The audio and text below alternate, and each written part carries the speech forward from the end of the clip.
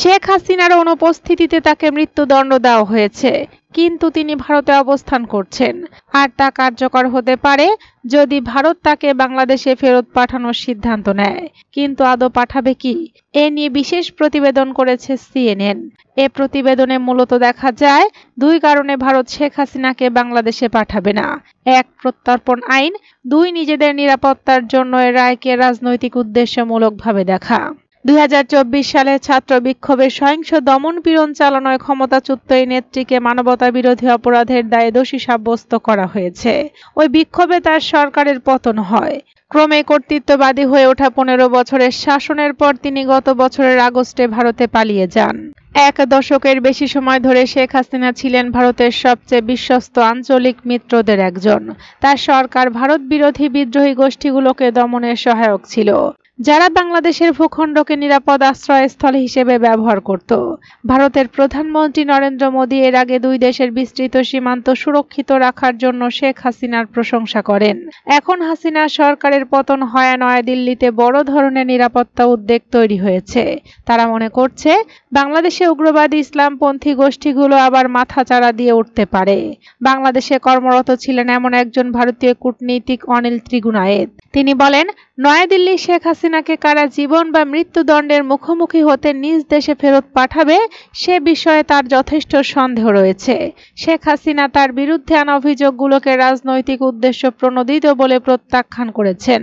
এটি ভারতকে এমন একটি সম্ভাব্য ভিত্তি তৈরি করার সুযোগ দিচ্ছে যে তার বিরুদ্ধে আনা অভিযোগগুলো ছিল রাজনৈতিক উদ্দেশ্য প্রণোদিত।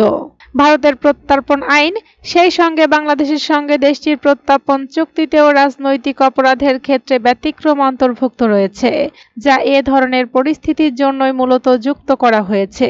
এটি কোনো একটি দেশকে কারো অপরাধের ধরন রাজনৈতিক হলে তাকে প্রত্যর্পণের আবেদন প্রত্যাখ্যানের সুযোগ দিয়েছে।